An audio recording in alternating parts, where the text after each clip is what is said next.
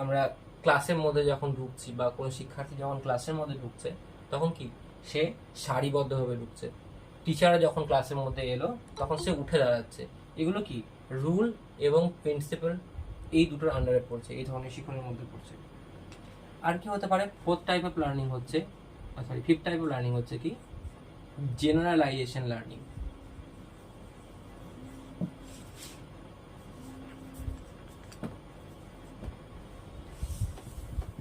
Generalisation learning কি, ধরো পুরো একটা স্টোরি বলা হলো, ঠিক আছে, সেই স্টোরি থেকে তুমি সামারাইজ করে দু এক কথায় ওই বিষয়টা সম্বন্ধে বললে।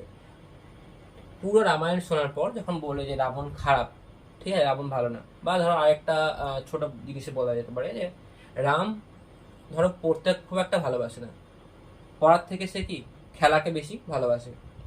সেটাকে যখন তুমি সংক্ষেপে বলছো যে রাম পড়ার থেকে খেলাকে বেশি ভালোবাসে, এটা তাহলে কি একটা জেনারেলাইজ ব্যাপার হয়ে গেল জিনিসটা, বা সামান্যীকরণ করা হলো। সেই বিষয়টাকে কি বলছে, জেনারেলাইজেশন লার্নিং বা সামান্যীকরণ ভাবে লার্নিং। আর একটা লাস্ট পড়ে আছে কি না, প্রসিডিউরাল লার্নিং। প্রসিডিউরাল অর্থাৎ প্রসেস, যখন স্টেপ বাই স্টেপ কোনো একটা প্রসেস শিখছে সে, সেটাকে বলছে প্রসিডিউরাল লার্নিং।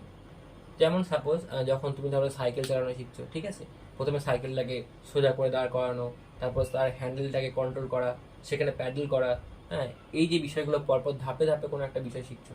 সাপোজ তুমি ধরো ম্যাথ প্র্যাকটিস করা শিখছো, সেই ম্যাথটাকে কি করে ধাপে ধাপে করবে, প্রথমে যোগ, বিয়োগ, গুণ, ভাগ, এরকম ধাপে ধাপে যখন কোনো একটা বিষয় শিখছো, তখন সেই বিষয়টাকে কি বলছে, প্রসিডিউরাল লার্নিং বা পদ্ধতিগত শিখন। তাহলে আহ, তাহলে আমরা এই 6 ধরনের মোটামুটি লার্নিং পেলাম। হ্যাঁ, সেই লার্নিংগুলো সম্বন্ধে সংক্ষেপে কিছু একটা মানে কিছু একটা বিষয় আমরা জানলাম, ঠিক আছে। तो फर्स्ट क्या बोला था हमने, क्या फैक्चुअल लर्निंग, ठीक है। तो फैक्चुअल लर्निंग क्या चीज़ है, फैक्ट मतलब कोई तथ्य है हमारे पास, ठीक है, उस बारे में अगर हम जान रहे हैं या उस बारे में अगर हम पढ़ रहे हैं तो उस चीज़ को कहते हैं क्या, फैक्चुअल लर्निंग। सपोज किसी ने पूछा क्या, who is our prime minister, who is our president, हाँ, name of our capital, capital of India. तो इस चीज़ को क्या कहते हैं, एक तथ्य है, ठीक है, और फैक्ट। तो इस बारे में जब हम सुन रहे हैं या सीख रहे हैं कहीं से भी, तो इस चीज़ को क्या कहते हैं, फैक्चुअल लर्निंग। तो हम टाइप्स ऑफ लर्निंग के बारे में डिस्कस कर रहे थे, उसका पहला चीज़ क्या आ गया ना, फैक्चुअल लर्निंग। अगर कोई फैक्ट है या कोई तथ्य है, उसके बारे में अगर जान रहे हैं हम, तो उस चीज़ को क्या कहते हैं, फैक्चुअल लर्निंग। ये लर्निंग टाइप का पहला चीज़ है। अगर कोई शिशु अगर कोई कुछ सीख रहा है, कोई बच्चा अगर कुछ सीख रहा है, तो पहले क्या वो फैक्ट पूछेगा, ये क्या है, वो चीज़ क्या है, इसके बारे में थोड़ा बताओ, उसके बारे में थोड़ा बताओ। उसके पास पहले से ही कॉन्सेप्ट रेडी नहीं होता।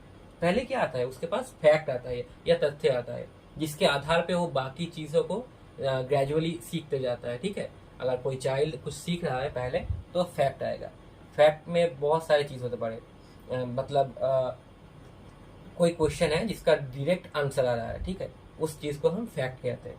तो फैक्चुअल लर्निंग में क्या क्या आ गया, कहाँ तुम कहाँ पर रहते हो, अगर लोकेशन के बारे में पूछा या देश के कोई भी चीज़ के बारे में पूछा, अगर वो वन वर्ड में आंसर आ रहा है, तो उस चीज़ को क्या कहते हैं, factual learning. Second type of learning क्या है, कॉन्सेप्चुअल लर्निंग। हम फैक्ट के बारे में सारे चीज़ जान गए, उसके बाद उस फैक्ट को क्या कर रहे हैं, कंपेयर कर रहे हैं, एक दूसरे से कंपेयर कर रहे हैं। पहले ही मैंने उदाहरण में बोला था क्या, एक बच्चा जब सीखता है ना कुछ एनिमल्स के बारे में, तो पहले उसे सारे एनिमल्स एक जैसे लगते हैं, ठीक है। उसके बाद वो धीरे धीरे एक एनिमल से दूसरे एनिमल को डिफरेंस और सिमिलैरिटी के बेस पे उसको जज करते हैं, एंड उसका डिफरेंस जो है वो चीज़ धीरे धीरे पता चलता है।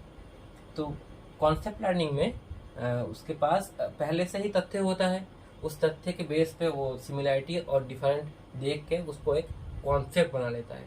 लाइक सेकंड जो मैंने उदाहरण बताया था, क्या एक बच्चा अगर बर्ड्स या प्लेन को देख रहा है तो दोनों को ही सेम समझेगा।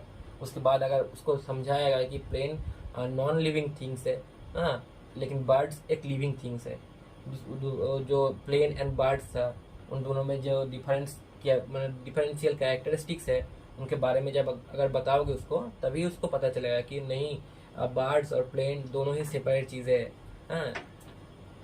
तो वही जो कॉन्सेप्ट उसके पास आ रहा है, तो तथ्य के बेस पे, फैक्ट के बेस पे जो चीज़ें वो सिमिलर और डिसिमिलरिटी कर रहा है, उसको कहते हैं क्या, कॉन्सेप्चुअल लर्निंग। और अगर कोई कॉन्सेप्चुअल लर्निंग होगा उसमें उसको सिमिलरिटी और डिसिमिलरिटी सीखना ही पड़ेगा, अदरवाइज कॉन्सेप्चुअल लर्निंग नहीं हो पाएगा। ठीक है। थर्ड टाइप ऑफ लर्निंग क्या है? थर्ड टाइप ऑफ लर्निंग की एसोसिएशनल लर्निंग। इसका मतलब क्या, एसोसिएट कर रहा है दो चीज़ों में कोई उसका प्रीवियस जो नॉलेज है, वो प्रीवियस नॉलेज क्या कर रहा है, कोई फर्दर फ्यूचर में अगर कोई चीज़ सीख रहा है वो उसमें हेल्प कर रहा है, वो एसोसिएट कर रहा है। प्रीवियस जो थिंकिंग है, प्रीवियस जो उसका एक्सपीरियंस है, वो नया चीज़ सीखने में हेल्प कर रहा है। इसका एजुकेशनल इम्प्लीकेशन क्या होगा? अगर किसी भी चीज़ अगर तुम पढ़ा रहे हो क्लास में, तो क्या है, उसको जो प्रीवियस कॉन्सेप्ट है वो तो पहले से ही बच्चा कुछ ना कुछ सीखा होगा उसके बारे में, तो उससे जो चीज़ सीखा है पहले से, वहाँ से इसको स्टार्ट करो। सपोज अगर तुम उसको सेल पढ़ा रहे हो, ठीक है, एसोसिएशनल लर्निंग क्या कहते हैं, उसका प्रीवियस जो नॉलेज है वो जज कराओ।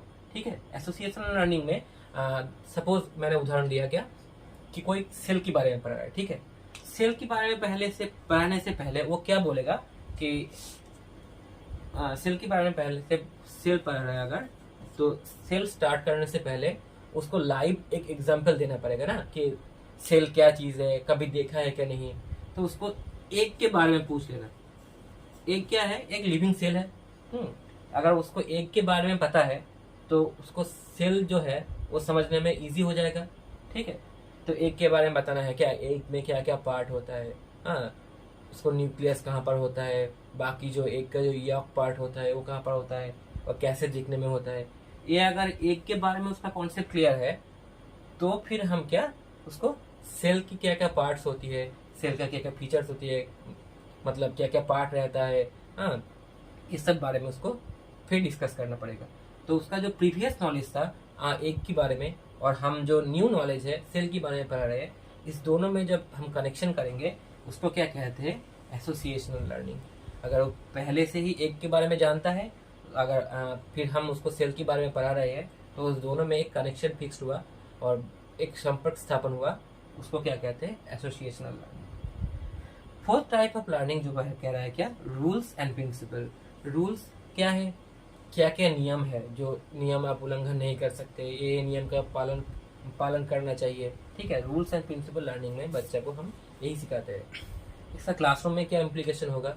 अगर कोई क्लासरूम में कोई टीचर आ गया तो क्या है, रूल्स के हिसाब से आपको खड़ा होना चाहिए। ठीक है। आप अगर कहीं पे टिकट लेने जा रहे हो, ऐसे हैपाजर्ली आप खड़े नहीं हो सकते, एक लाइन में खड़ा होके आपको कलेक्ट करना पड़ेगा टिकट। तो यही रूल्स एंड लर्निंग हम रूल्स एंड प्रिंसिपल हम समाज से या कहीं जहाँ पर भी जाएंगे वहाँ से हमें सीख सकते हैं।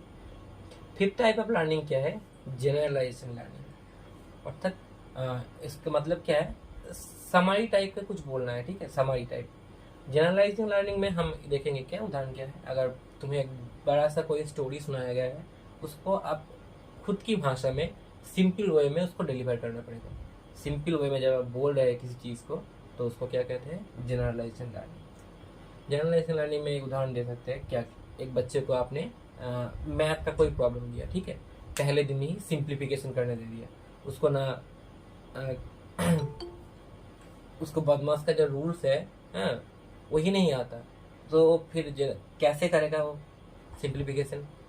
अगर सिंप्लीफिकेशन उसको करना है तो पहले का जो पार्ट है, जैसे प्लस करना, माइनस आना, ठीक है, मल्टीप्लिकेशन करना, डिवीजन करना, हाँ, ये सब बारे में अगर उसको नहीं पता है तो उसको सिंप्लीफिकेशन करना नहीं आएगा।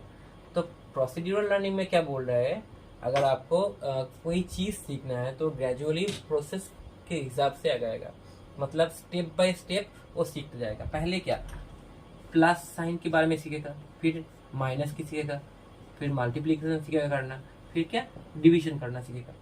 ये ग्रेजुअल स्टेप बाय स्टेप सीखने के बाद ही वो सिंप्लीफिकेशन करना सीखेगा, या अदर्स मैथमेटिकल्स जो रूल्स है उसके बारे में भी सीखेगा।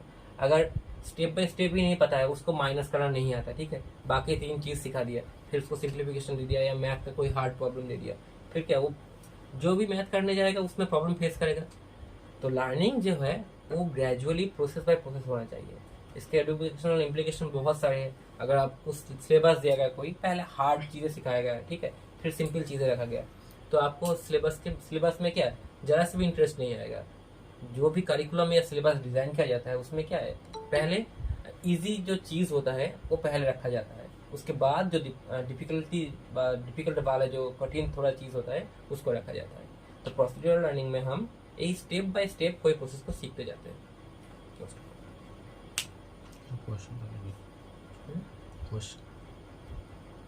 किसी को पास कोई क्वेश्चन है तो इसके बारे में पूछ सकते हो।